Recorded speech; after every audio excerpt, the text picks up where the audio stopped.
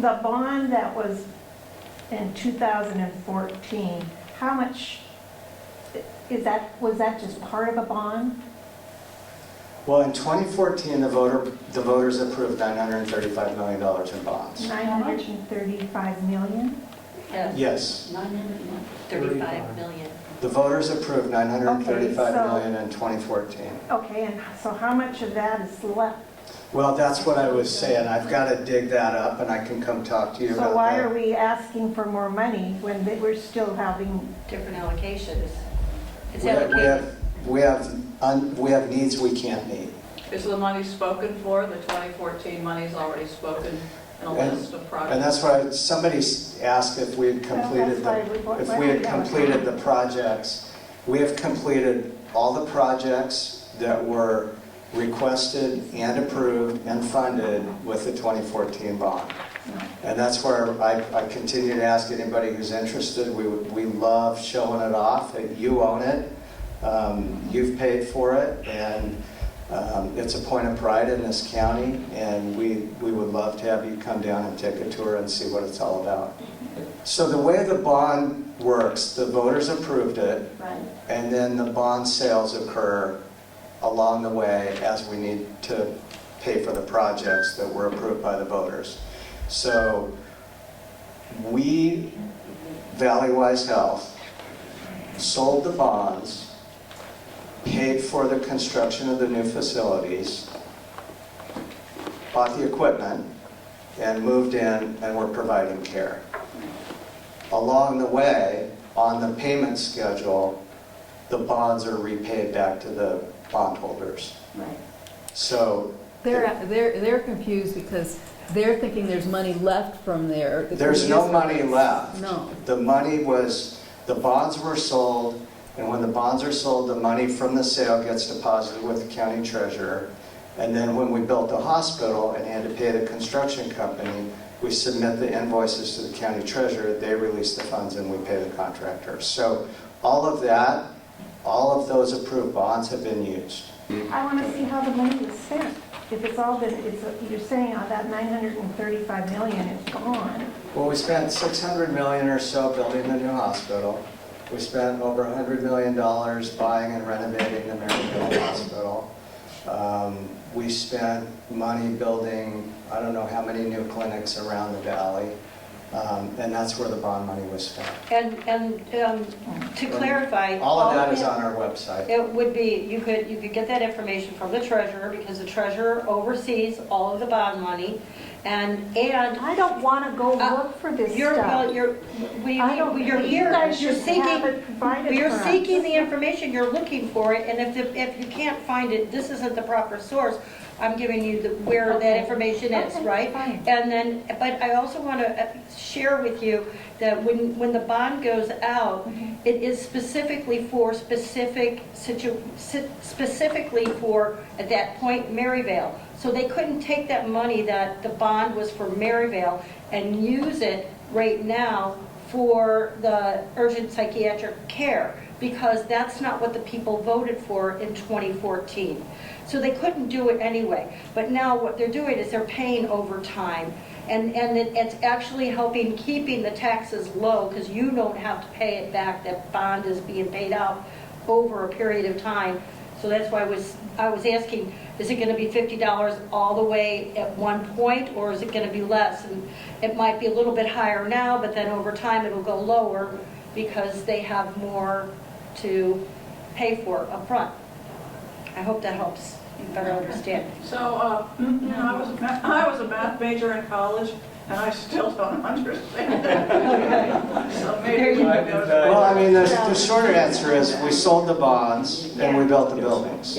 And we used the money from the sale of the bonds to build the buildings. It's like if you get a mortgage, you buy the house and you live in the house, but you're paying off the mortgage over 30 years. The only difference in this case is it could be paid off sooner than 30 years. There's a certain maximum. And we'll pay off the 2014 bonds sooner than that. How big is the building that they're tearing down to build something else? You said that they had a building that was out of date. So we've got a 50-some-odd-year-old, and some of the building has been retrofitted to provide space for some inpatient beds. Dr. Olson can speak to the facility better than I can. That's a 2-story building. And we inherited that from Maricopa County when they created the special health care district. I don't know how many stories they're planning on in the new. I forget. Yeah. But just to describe what it's like, so there's one elevator in the building. Oh, sorry. So it's a 2-story building. There's one elevator, and that's the building where we put all of our medically sick patients, our elderly patients, people who can't walk, people who are bedbound, because it's closest to our main medical center so that the specialists can come and see those patients.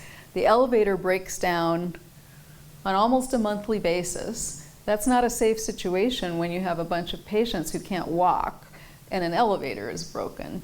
As you know, that involves learning to use sleds, to get people down the staircase, etc. The building is costing money. We had to do major work on the building a few years ago because of asbestos issues, etc. I mean, the fact is it's beyond its usable life, and we're kind of responsible when we admit patients against their will who are being forced to be there for treatment. It's not right to not provide that treatment in a setting that's safe for them. And the way it's set up now with the number of patients in each room and the way that the environment is laid out, it's very difficult to provide the kind of safety that we're really required to provide as a hospital. I mean, I don't like to pay taxes either, but I also expect that if I'm out walking downtown and there's somebody who clearly is not a safe person to be out on the street, I expect my government to have made arrangements so that there's some place to put that person in the hospital, so that I can feel safe when I'm walking with my family downtown. And what would you do if it's not approved? We'll just keep going from the psychiatry side? From the whole. Oh, from the whole thing. If it's not approved, what are you gonna do? What will you do? What can you do? We'll continue to do, from my standpoint, I'll continue to do what I do now, which is trying to figure out what to do every day with trying to figure out where I can discharge patients to in order to make space for patients who need to come into the hospital.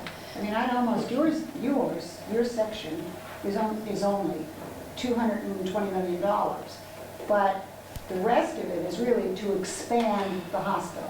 I mean, when you read all of this, the $900 million, $700 million of it is really to expand the hospital and build a new one or something, because that's what's described on your sheet. And Warren, thank you very much for coming in on your own time. I wanted to say that first. Oh yeah, no, of course. I wouldn't be here if I didn't think it was really important. But everything on here is expansion. The inpatient behavioral health is expansion. The building out the 10th floor of our new hospital is expansion. The adding of observation space is expansion. The adding and rebuilding of our outpatient specialty and surgery center, it's all expansion. We have more people waiting for care than we have facilities to provide that care. And so, there's no other hospital to send them to? And I'm not talking about the mental health area. oh, we don't have to send them. I mean, the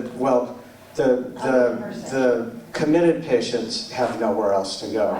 Right. The other patients that we see here, they have a similar situation in other places all around town. And the training environment, as was spoken to earlier, there's not enough training opportunity to train the caregivers that this community, the population in this community, needs to have care for them. So we're all working really hard to find training opportunities for nurses, doctors, other healthcare professionals. We're all just trying to keep up with demand. So I think we're pretty much done. She had a question Oh, back you had a there. question? You mentioned, I think you I'll mentioned, stick around and talk to you. Yeah, we can all as well. stay and ask Yeah. after. I think you mentioned earlier there's a committee that oversees this whole project. Is that what, did I hear you correctly? I don't remember saying that. Now, is there a committee that oversees like how the money is spent and how things are going? The special health care district. So the Special Health Care District, we are a governmental entity governed by 5 elected officials. So And who are the 5 elected the officials? 5 elected officials, they're 5 volunteers that are elected in the same geographic areas as your county supervisors. So for the district that we're in here in Scottsdale, the person who your elected official is Virginia Cordy. And then we've got 4 others in other parts of Maricopa County.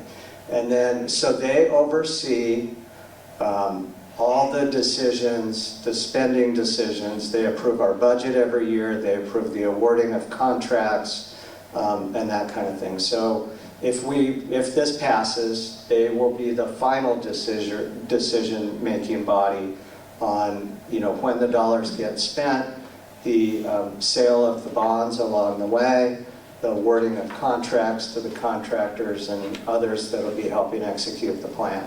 Separately from that, state law requires us to place the bond dollars in a segregated fund to be held and overseen by the Maricopa County Treasurer, who is also a countywide elected official, John Allen. He's a great guy. He's been a good overseer of the Treasurer's office during the time he's been there, and we've had to work with him. But he watches the public funds and takes his job very seriously. The outside auditor, you said it's audited. Everything is audited by an outside auditor annually. Independent auditor? Independent auditor. Okay. They report to the elected board.